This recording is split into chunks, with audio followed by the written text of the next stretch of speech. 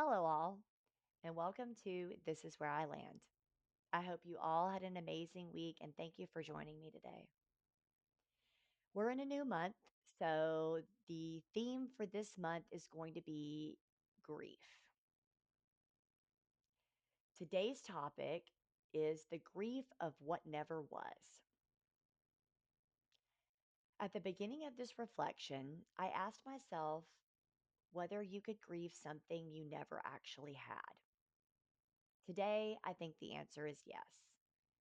Because sometimes our hearts don't grieve what was, they grieve what we genuinely believed could be. At first, my answer would have been no, because when I thought about grief, I thought about funerals, death, about saying goodbye to a loved one. But lately, I've started to wonder if grief is much bigger than that. Because sometimes the thing we're grieving isn't a person, it's the future we imagined with them. And that's why this kind of grief can feel so confusing. There's no funeral, no obituary. No one else may even know that you're hurting because the loss isn't always something that happened. It's mourning the life you thought you were going to live. For me, this kind of grief came from a relationship that never actually became a relationship. There was someone I cared deeply about. And somewhere along the way, my mind began filling in all of the spaces that reality never did. I wasn't just imagining conversations, I was imagining a future. I imagined the life we might build, the adventures we'd have, the quiet moments, the holidays, and the ordinary Tuesdays that never seemed important until they were shared with someone you love. I even imagined introducing her to the people who mattered most to me, growing older together, building a life. Somewhere along the way, I had written the entire chapter of my life without realizing she wasn't writing the same story.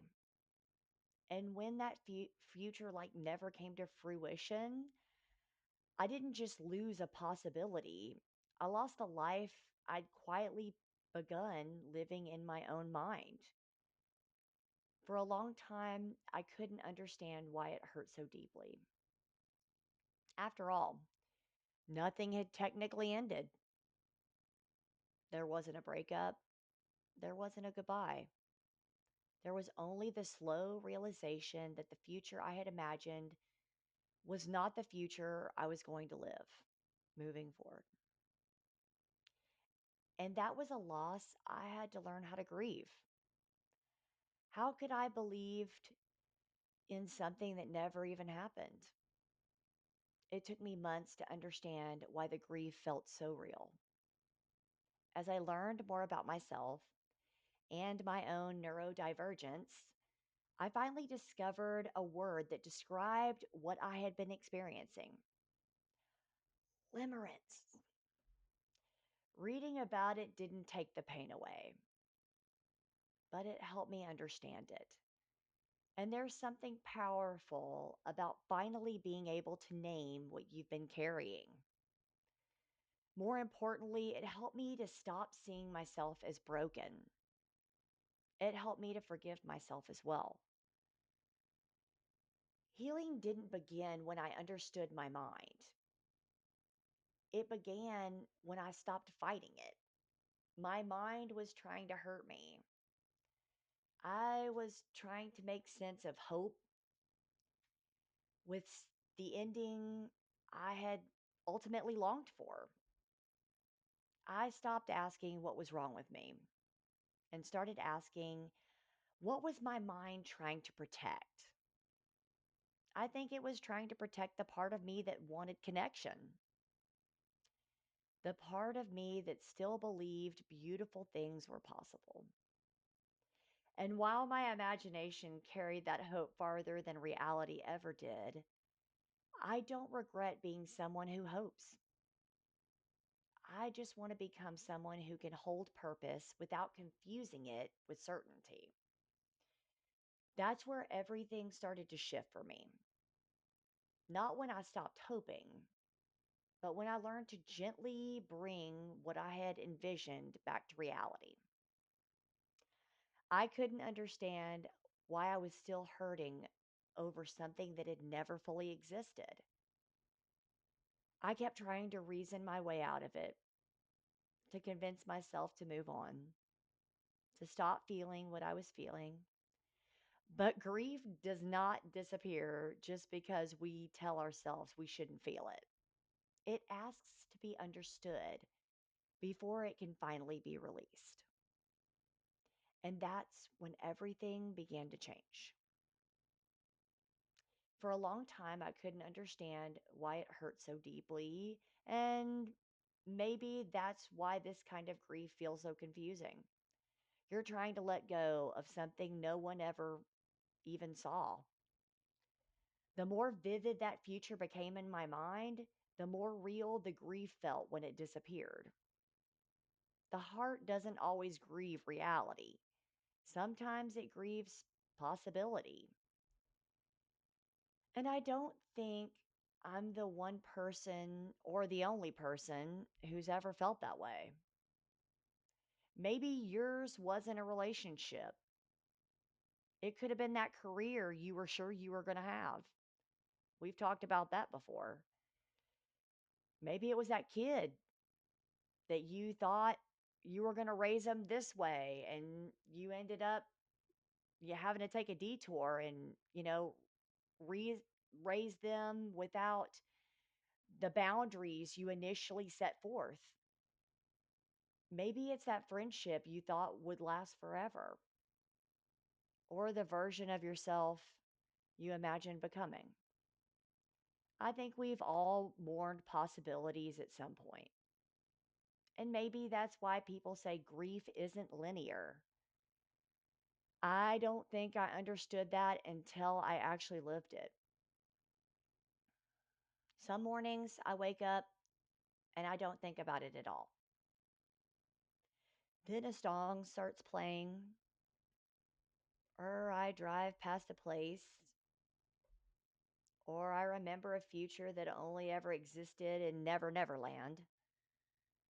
And for a moment, I'm grieving all over again. Yesterday, I went to see Spider Man, brand new day. I walked into that theater expecting to be entertained, and I walked out reflecting on grief. Not because of the action or the special effects, but because to me it felt like a story about letting go of a future that no longer exists. Whether you walked away with the same interpretation or not, or even if you've had the chance to see it, that's what stayed with me. I think that's one of the beautiful things about stories. Sometimes they simply hold up a mirror and they help us to understand something we've been struggling to put into words for ourselves. The movie reminded me of something I wish I had understood much sooner, that the romanticizing wasn't real, that I'd imagined the whole thing, that if I could just talk myself out of it, the pain would disappear. Let me let you know that it didn't. I don't regret that I loved. I don't regret that I hoped.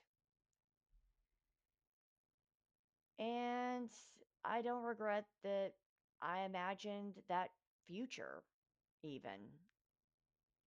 I just had to learn to show myself some grace and separate potential from reality because those two things aren't the same. One belongs to hope and the other belongs to truth. Growing means learning to honor both. It's learning to let them exist without confusing them. My mind was not trying to hurt me, it was trying to make sense of itself. I don't hate that part of myself anymore because I understand where it comes from. She wanted to believe love was possible, and I know that my brain wasn't trying to deceive me. It was trying to protect me from loneliness by imagining connection. I think that's one of the hardest lessons I've had to learn is that grief doesn't always come from losing what you had. I was embarrassed by this for a while. I thought it meant that I was naive, that I was weak, and that I had made everything up. But I don't believe that anymore. Now, don't get me wrong, I never want to lose my ability to hope. I just want to remember that hope isn't certainty, it's possibility.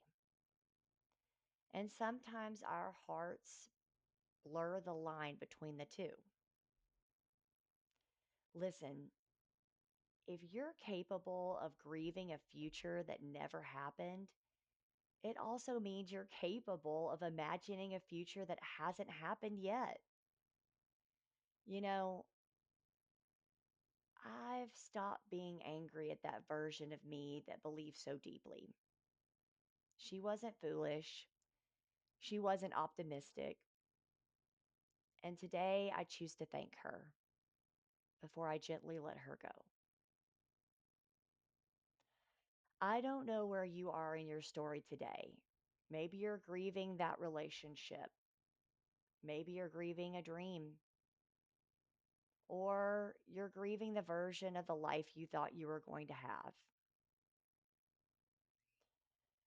Whatever it is, I hope you're a little gentler with yourself than I was with myself. I didn't find peace by stopping myself from imagining beautiful things. I found it when I stopped judging myself for believing they were actually possible. And maybe that's today's landing. Sometimes the greatest act of healing isn't forgetting for what could have been. It's thanking that version of yourself that dared to find promise in the unknown and gently letting that story go. So I'll leave you with these two questions. Is there a version you've been grieving even though it never actually happened? What might change if you stopped judging yourself for hoping and started offering yourself the same compassion you'd give someone you love? This is where I landed today. Thank you for spending a little bit of your Sunday with me. If this reflection resonated with you, I'd love to hear your thoughts in the comments, or you can hop on over to our community section. It's now open. And I usually leave a reflection there about midweek as well, a reflection question.